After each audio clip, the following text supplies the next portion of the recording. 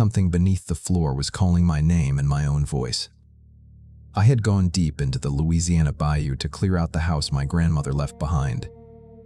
Instead, I found 12 jars of blood beneath her bed, a list of rules painted inside the pantry, and one final warning written in her hand. If I die in this house, burn it before the next new moon. The new moon was that night. And by then, I had already broken every rule that mattered. My grandmother left me a house, 3 acres of sinking land, and 7 rules I had spent most of my life pretending I had forgotten. The house stood south of Huma, past the last gas station, past the bait shop with the hand-painted shrimp on the roof, and past a stretch of road the parish had stopped repairing years ago. By the time I arrived, the road was gone completely.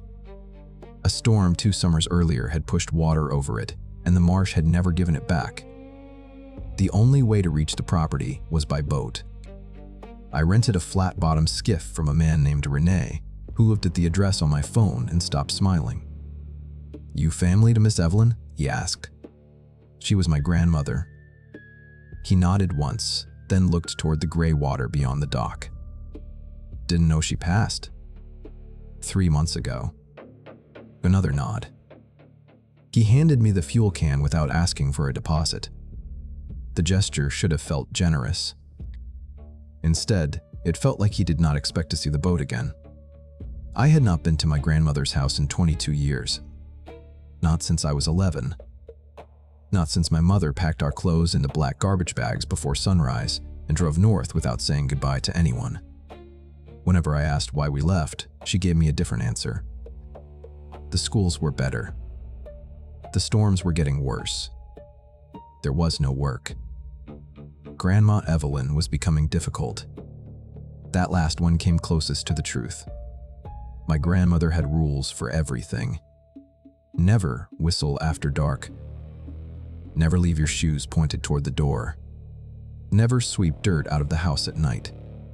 Never call to someone you cannot see. Those were harmless enough. Regional superstitions. The kind of things old people repeated because their parents had repeated them. But 7 rules belonged to the house itself. She had written them on the inside of the pantry door in blue paint. 1. Keep the porch light off after midnight. 2. Never answer a voice coming from across the water. 3. If a dog stands at the tree line, do not call it closer. 4. Do not open the door for scratching. 5. If you bleed, wash it away before sundown. 6. Never speak aloud about what you saw. 7. Never let it cross the porch. When I was a child, I thought the rules were part of a game. Grandma never treated them like one. The channel leading to her property was narrower than I remembered. Cypress knees broke through the water like rotted teeth. Spanish moss hung motionless from the branches, even when wind rippled the marsh grass. The house appeared gradually. First the rusted tin roof, then the upper windows, then the stilts lifting it above the dark water. It had once been white. Now the boards were gray-green with mildew, and one corner sagged toward the bayou. The porch wrapped around 3 sides. Every entrance had been boarded from the outside. That was the first thing that seemed wrong. The parish inspector had emailed photographs after my grandmother's death. The doors had not been boarded then. Someone had done it afterward. I tied the skiff to a leaning post and climbed the steps. Dozens of small cloth bundles hung beneath the porch roof. Some were tied with red thread, others with fishing line. Inside them, I could feel hard objects. Bones, maybe. Shells. Bits of glass. Most had been slashed open. Their contents were scattered across the boards. I found the front door behind 2 sheets of plywood. The screws were fresh enough that the heads still shone. I spent nearly an hour removing them. The whole time, I had the feeling someone was standing in the marsh behind me. I checked twice. There was nothing there. Inside, the air smelled of dust, old coffee, and damp wood. The living room looked almost exactly as I remembered. The faded floral sofa, the cabinet full of porcelain birds, the upright piano no one had played since my grandfather died. But the windows had been covered with blankets. Every mirror faced the wall. And on the floor, a narrow trail of salt circled the room. I told myself it was grief. My grandmother had lived alone for years. People built strange routines when no one was around to question them. The pantry door was still there. So were the rules. The blue paint had faded, but the words remained legible. Under the 7th rule, someone had added an 8th. Not in paint, in pencil. 8. If I die in the house, burn it before the next new moon. I laughed when I read it. Not because it was funny. Because the alternative was admitting that my hands had started shaking. The new moon was the following night. I had come to inventory the property, collect family documents, and decide whether anything could be salvaged. Burning the house was not an option. The land had little value, but the structure was insured. Even in its condition, it represented more money than I had ever inherited or saved. So, I opened every shutter I could. I swept up the salt, and I turned the mirrors around. By late afternoon, I had filled 6 trash bags. Most of what remained belonged in a landfill. Moldy books, cracked dishes, clothes stiff with humidity. In my grandmother's bedroom, I found an entire wall covered with calendars. 27 years of them. Every calendar had the same dates marked. Not holidays, not birthdays. Clusters of black circles appearing every few weeks. The circles were densest in late summer. Beside some of them, she had written single words. Quiet, close, porch, blood. And once, in letters pressed so hard they tore the paper, almost inside.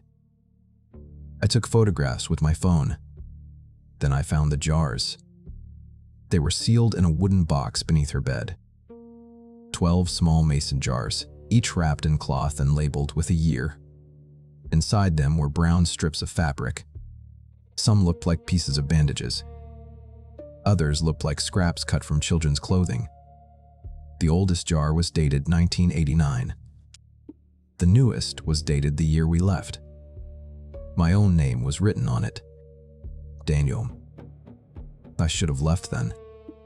I know that. People always say that in stories like this. They say they would have trusted their instincts.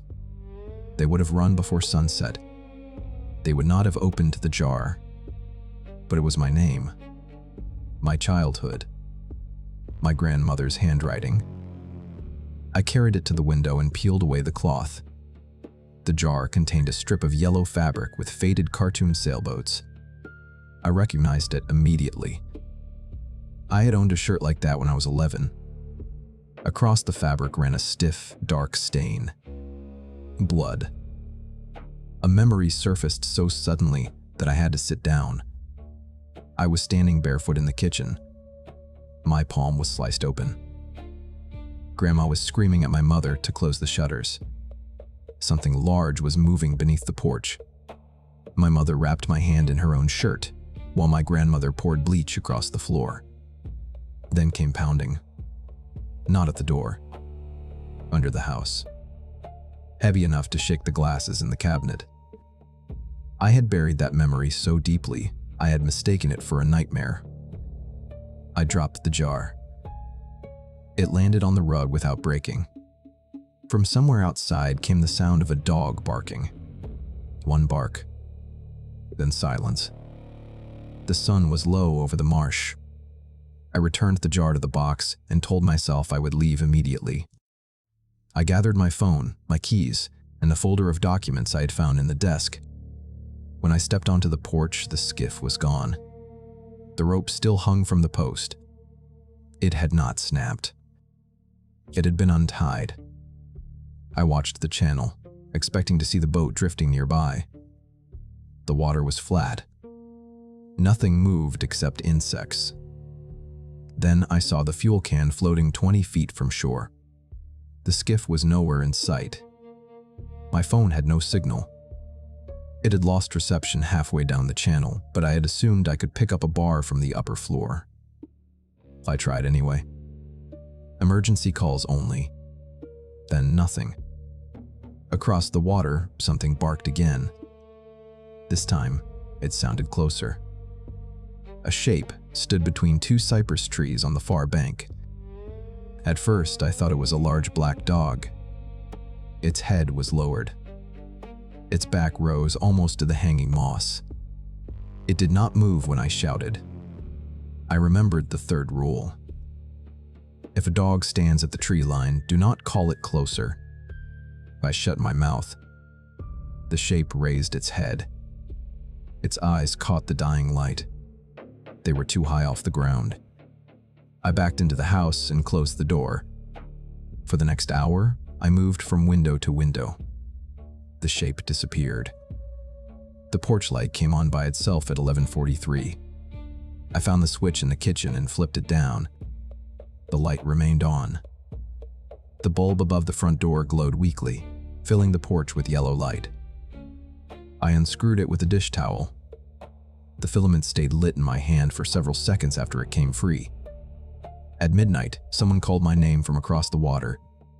Daniel. It was my mother's voice. Not as she sounded now. As she had sounded when I was a child. Daniel, come outside. I stood in the dark kitchen, gripping the counter. Daniel, honey? The voice came from beyond the porch. Then from the left side of the house. Then from directly beneath me. Come help me. The floor creaked under my feet. A nail lifted from one of the boards. Then another. Something moved below the house, pushing its back against the floor. I went upstairs. The second floor held 2 bedrooms and a narrow bathroom. The roof over the back room had partially collapsed, but the front bedroom was dry. I shoved a dresser against the door and sat on the floor with the fireplace poker. The voice stopped. For almost 20 minutes, nothing happened. Then something dragged its claws slowly across the front door from top to bottom. The sound stopped at the floor. A moment later, it began again from the opposite side of the doorway, as though whatever made it had crossed the entrance without ever stepping inside. I remembered the 4th rule. Do not open the door for scratching. The claws continued along the exterior wall. Not footsteps. Just a steady scrape against the wood. It passed beneath the bedroom window and continued toward the back of the house. Then it began climbing. The sound rose from the first floor to the second. I stared at the window. The blankets covering it shifted inward. Something pressed against the glass from outside. The house stood nearly 12 feet above the ground. There was no roof below that window. No balcony. Nothing to stand on. The pressure increased. A dark shape flattened against the blanket. A long muzzle. Pointed ears. The outline of a hand.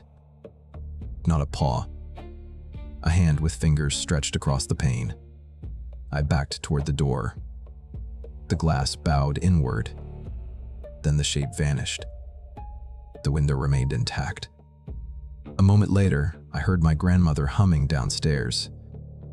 It was an old French song she used to sing while cleaning fish. I had not heard it since childhood. The tune wandered through the first floor. Cabinet doors opened and closed. A chair scraped across the kitchen.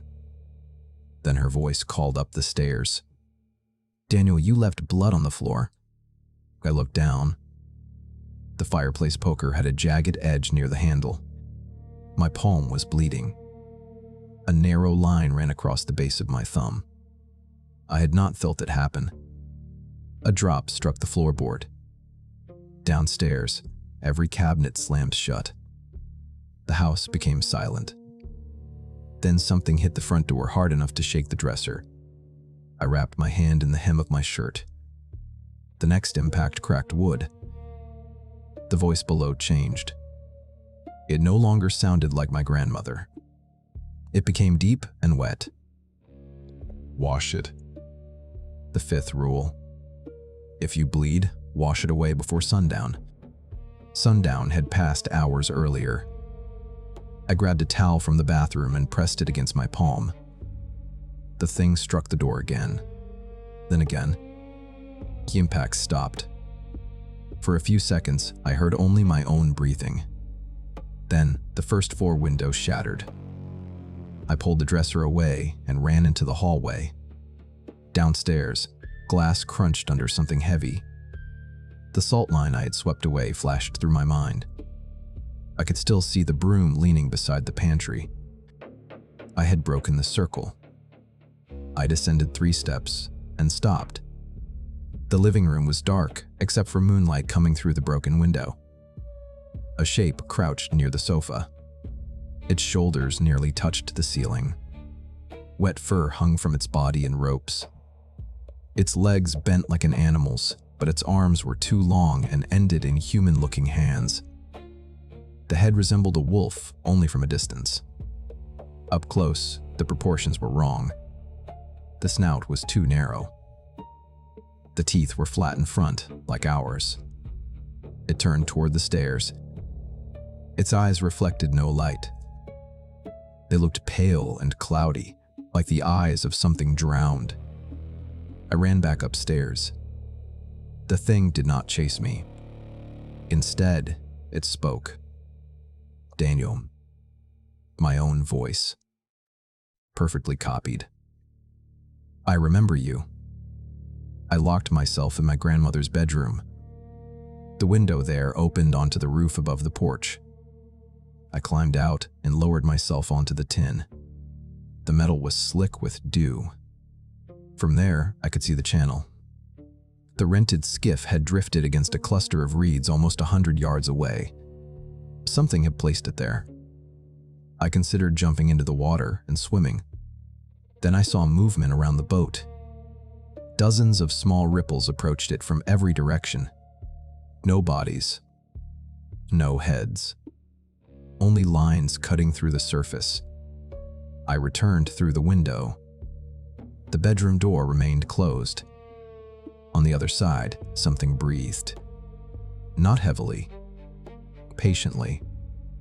I searched the room. My grandmother had left no weapons. No shotgun. No machete. Nothing but clothes, calendars, and the wooden box of jars. I opened it. 12 jars. 12 years. 12 blood-stained scraps. Most had names. My mother. My uncle. 2 cousins. Neighbors. I barely remembered. The final jar had no year. Only a word. Evelyn. My grandmother's jar contained a strip of white fabric soaked nearly black. Beneath it rested a folded piece of paper. My hands shook as I opened it. The note was brief. Daniel, if you are reading this, I failed to burn the house. It cannot cross where it has not been invited. Blood invites it. A name feeds it. Fear gives it a voice. Do not speak aloud about what you see.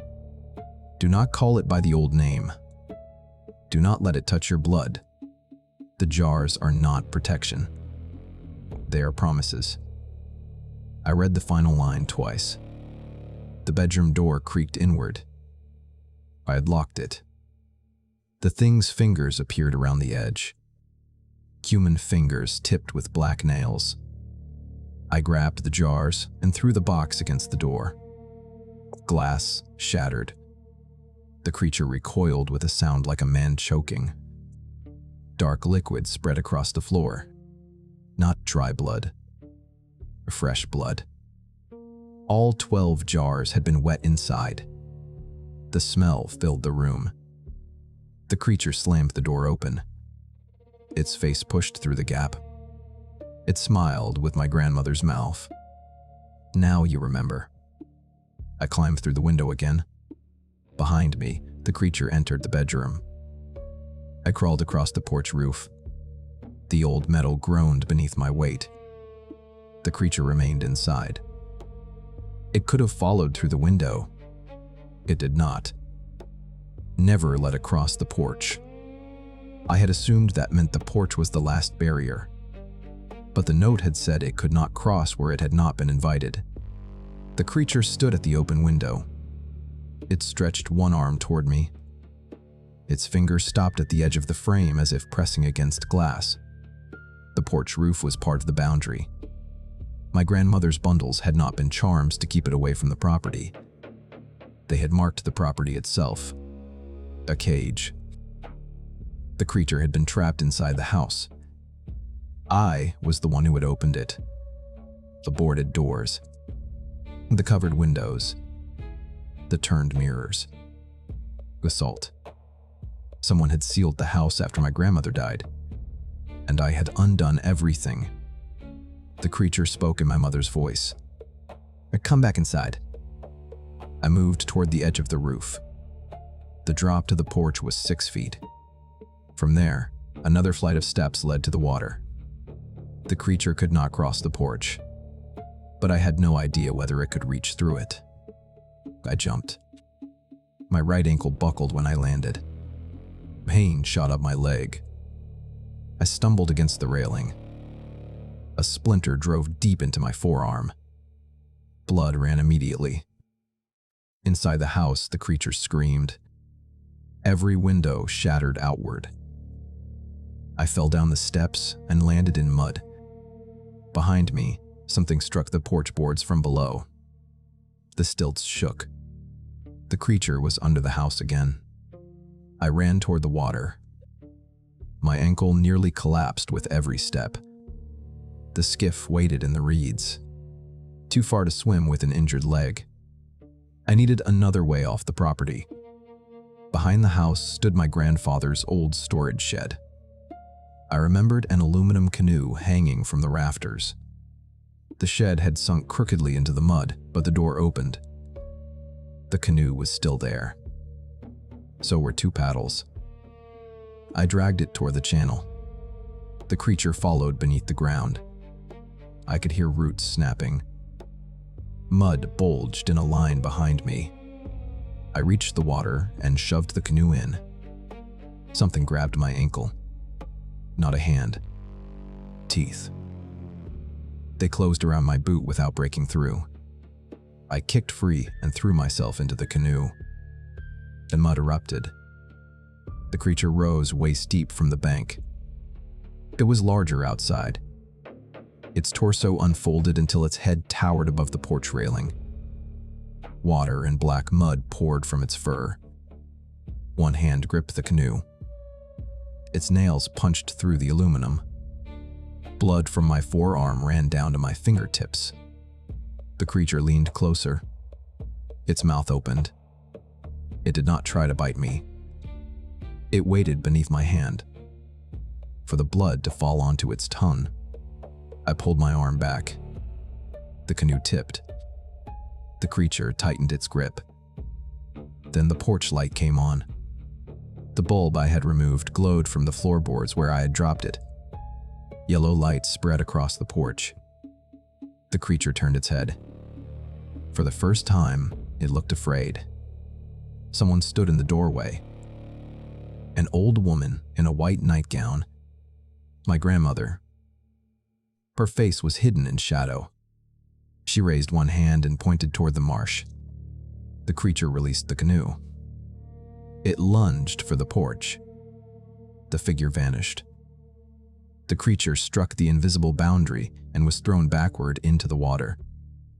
I paddled. I did not look back until the house disappeared behind the cypress trees. When I finally did, the porch light was still burning. Something moved along the bank beside me, being pace. It never entered the channel. It stayed among the trees, passing silently between them. Sometimes it looked like a dog, sometimes like a tall man. Once, it looked like my mother. I kept my eyes on the water. Near dawn, I found the rental dock. Rene was waiting. He did not ask what happened to the skiff. He looked at the blood on my arm, then at the canoe. "You say anything to it?" he asked. I remembered the 6th rule. Never speak aloud about what you saw. "No." "Did it say your name?" I did not answer. He nodded, as though that told him enough.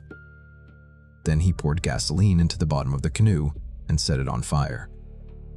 We watched it burn beside the dock. The aluminum warped. The paint blistered. In the bow, where the creature's nails had punctured the metal, something dark crawled out of the holes and hissed in the flames. Rene gave me a ride back to town.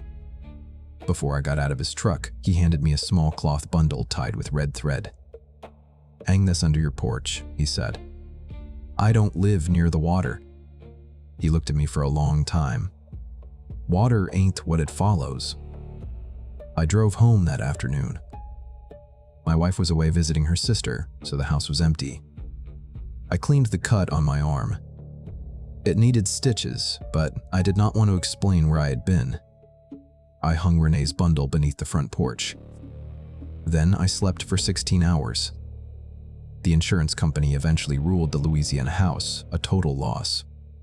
It burned the following night. A lightning strike, according to the report. There had been no storm. I never returned. For a few weeks, nothing happened. Then neighborhood dogs began barking at my house after midnight. Not constantly. One bark at a time. Always from across the street. The porch light started turning on by itself. I removed the bulb. It still glowed faintly in the trash. Then my wife heard my grandmother humming in the kitchen. She had never met my grandmother. I told her it must have been the radio. Last Tuesday, I cut my finger while cooking. A small cut. Barely anything. I washed it immediately. Bleached the counter. Wrapped the knife in a plastic bag and threw it away. That night, something pressed upward beneath our bedroom floor. The boards lifted one at a time, following the length of my side of the bed. The next morning, I checked the bundle under the porch. The red thread had been cut. Inside, I found bone, glass, and a strip of yellow fabric printed with faded sailboats. The same fabric from the jar marked with my name. There was fresh blood on it. I have not told my wife. I have not called my mother. I have not said the old name aloud. But every night, the scratching moves a little closer to the front door. And yesterday, someone added a new rule to the inside of our pantry. The handwriting was blue. 9. When it uses your voice, do not answer yourself. The rules said never to speak of what I saw. They never said I could not write it down. But since I started writing this, the scratching has stopped beneath my floor. Now it is coming from beneath yours. This story came from a suggestion left in the comments of our first video, so keep them coming. If you'd like to hear more from the Hollows, consider subscribing to Hushed Hollows. There are more old warnings painted on forgotten doors, more legends waiting beyond the water, and more things that know your name before you ever see them. Tell me in the comments which cryptid you want us to follow next. Until then, keep your lantern close. And if something calls to you from beneath the floor, do not answer.